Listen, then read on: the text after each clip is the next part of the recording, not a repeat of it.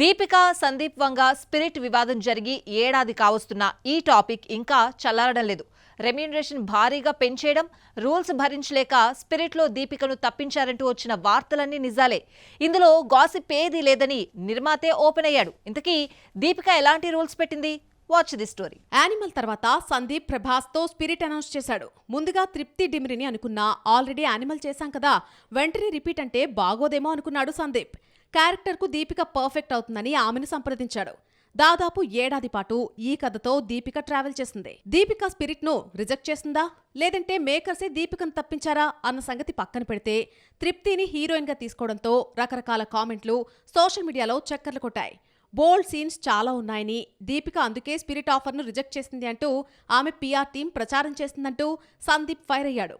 దీపిక పేరెత్తకుండా ఓ top heroine PR team తన స్టోరీని leak చేసే ప్రయత్నం చేస్తోంది అంటూ డర్టీ పిఆర్ గేమ్స్ అనే హ్యాష్ ట్యాగ్ తో ఎక్స్ వేదికగా సందీప్ పెట్టిన పోస్ట్ హాట్ టాపిక్ గా మారింది. స్పిరిట్ కథ విని క్యారెక్టరైజేషన్ బాగుందని సైన్ చేశాక బోల్డ్ సీన్స్ చేయనని దీపిక తప్పుకుందంటూ ఆమె పిఆర్ టీం చేసిన ప్రచారంలో ఏమాత్రం నిజం లేదని తేలిపోయింది. రెమ్యూనరేషన్ పెంచేయడం, ఆమె పెట్టిన రూల్స్ భరించలేక ఓవర్ బడ్జెట్ లెక్కలతో వద్దనుకున్నారు. ఈ విషయాన్ని నిర్మాతల్లో ఒకరైన ప్రణయ్ రెడ్డి తెలిపారు. కల్కి 2లో దీపిక నటించడం లేదని వైజయంతి మూవీ మేకర్స్ పోస్ట్ పెట్టింది.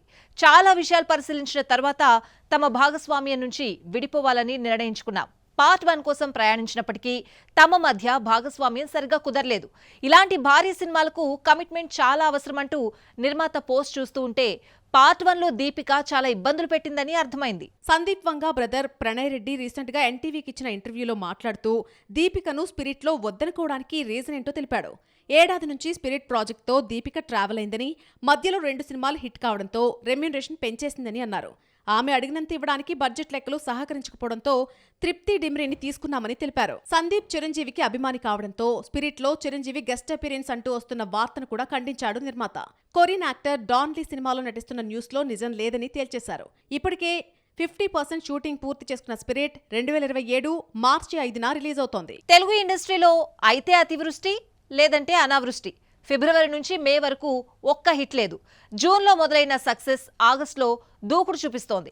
ఈ నెలలో ఏకంగా 4 సినిమాలు తెలుగు ప్రేక్షకులను ఆకట్టుకున్నాయి. అవేంటో ఒకసారి చూద్దాం. తెలుగు సినిమా ఇండస్ట్రీకి సెకండ్ హాఫ్ కలిసొచ్చింది. జనవరిలో మనశంకర్ వరప్రసాద్, నారీ నారీ నడుమ మురారి, అనగనగా ఒక రాజు హిట్స్ తర్వాత సక్సెస్ ఎలా ఉంటుందో చూడ్డానికి 5 నెలలు పట్టింది. ఆ మధ్య Chennai love story, Lenin success కు దారి చూపించాయి. ఇంకేముంది, ఆగస్ట్ అంతా సక్సెస్ తో మోత మోగిస్తోంది. ఈ నెలలో వచ్చిన సినిమాల్లో హిట్ కోసం స్ట్రైట్ డబ్బింగ్ మూవీస్ పోటీ పడ్డాయి. విశ్వనాథ్ అండ్ సన్స్ తమిళంలో రూపొందిన తెలుగు ఆడియన్స్ కు బాగా నచ్చింది. తెలుగు రైట్స్ ను 21 కోట్లకు అమ్మితే 6 రోజుల్లోనే బ్రేక్ ఈవెన్ అయింది. 24 కోట్ల షేర్ తో దూసుకుపోతోంది. ఫ్యామిలీ ఎంటర్టైనర్ గా అన్ని వర్గాల ప్రేక్షకులను ఆకట్టుకుంది. సినిమా ఎవరు తీశారు, ఎవరు నటించారో తెలియకపోయినా గ్రిప్పున్న స్క్రీన్ ప్లేతో డీసీ ఆకట్టుకుంది. క్రేజీ డైరెక్టర్ లోకేష్ కనగరాజ్ హీరోగా పరిచయం చేస్తూ అరుణ్ మాధవేశ్వరన్ ఈ సినిమాను డైరెక్ట్ చేశాడు. తెలుగులో ఒక్క ప్రమోషన్ కు కూడా చిత్ర యూనిట్ రాకపోయినా పాజిటివ్ మౌత్ టాక్ తో తెలుగు బాక్స్ ఆఫీస్ ను దోచేసింది. తెలుగు రైట్స్ ను 4 కోట్లకు అమ్మితే ఇప్పటి వరకు 20 కోట్లొచ్చింది. ఈ నెలలో హిట్ అయిన సినిమాల్లో ఒక్కదానికి కూడా టికెట్ రేట్లు పెంచలేదు. నార్మల్ టికెట్ రేట్లకు విడుదలై బాక్స్ ఆఫీస్ ను దోచేశాయి. టికెట్ రేట్లు పెంచితే పర్వాలేదన్న టాక్ వచ్చినా ఈ రేట్లకు భయపడి పైరసీని నమ్ముకుంటారు. అయితే ఈ నెల సినిమాకు ఆ ఛాన్స్ లేదు. టికెట్ రేట్లు పెంచకపోవడంతో థియేటర్స్ కళకళలాడాయి. సినిమా బాగుంటే ఆడియన్స్ థియేటర్స్కి వస్తారు, చూస్తారన్న నమ్మకాన్ని పెంచి ఈ 4 సినిమాలు అప్కమింగ్ మూవీస్ లో ధైర్యం నింపాయి. 7 ఏళ్లుగా హిట్ కోసం వెయిట్ చేస్తున్న వరుణ్ తేజ్ కు కొరియన్ కనకరాజు ఊపిరిపోసింది. బ్లాక్ బస్టర్ వసూళ్లు రాబట్టకపోయినా లాభాలు తీసుకొచ్చింది.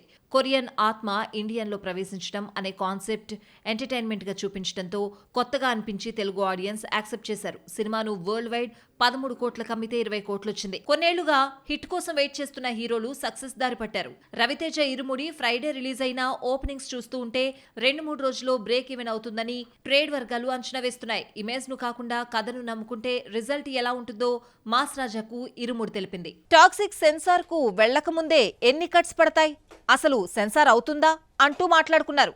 టీజర్, ట్రైలర్, సాంగ్స్ చూసిన తర్వాత ఇలాంటి డౌట్స్ రావడం కామనే. అయితే అందరికీ షాక్ ఇచ్చేలా ఎలాంటి కట్స్ లేకుండా ఏ సర్టిఫికేట్ అందుకుందా? Watch the story. టాక్సిక్ నుంచి ఏ కంటెంట్ వచ్చినా, గ్లిమ్స్ నుంచి ట్రైలర్ వరకు ప్రతి వీడియోలో రొమాన్స్ లేదంటే వైలెన్స్ హద్దులు దాటాల్సిందే. యష్ బర్త్డే పిక్ లో డ్రగ్స్, పబ్ రొమాన్స్ చుట్టూ తిప్పి మత్తులో ఊపేసింది. యష్ క్యారెక్టర్ ను పరిచయం చేస్తూ రిలీజ్ చేసిన వీడియోలో ఇంటిమెసీ సీన్స్ కు సింబాలిక్ గా పెట్టిన షార్ట్స్ చూడలేనంత ఎబ్బెట్టుగా ఉండడంతో విమర్శలు వెల్లువెత్తాయి. ఇక టీజర్ లో చెట్లు కట్ చేసే మిషన్ తో పేకలు కోయడం, బండరాయితో తల బద్దలు కొట్టడం చూస్తూ ఉంటే ఈ సినిమాకు ఏ కంటే పెద్ద సర్టిఫికెట్ ఏదైనా ఉంటే అదే ఇవ్వాలంటూ నెటిజన్లు కామెంట్స్ చేశారు. సెన్సార్ ఎన్ని కట్స్, బీప్స్, బ్లర్స్ వేస్తుంది? సెన్సార్ సర్టిఫికేట్ రావడం కూడా అంత ఈజీ కాదన్నారు. అయితే అందరికీ షాక్ ఇస్తూ ఎలాంటి కట్స్ లేకుండా టాక్సిక్ కు ఏ సర్టిఫికేట్ రావడం విశేషం. కన్నడ, ఇంగ్లీష్ వర్షన్లో సినిమా రూపొందగా కన్నడలో మాత్రం 2 పదాలను మ్యూట్ చేశారు. ఈ మధ్యకాలంలో సెన్సార్ కొత్త నిబంధనలు ఎన్నో ఆరోపణలకు దారితీశాయి. అవసరం లేకపోయినా కట్స్ ఇస్తున్నాయని మేకర్స్ వాపోతున్నారు.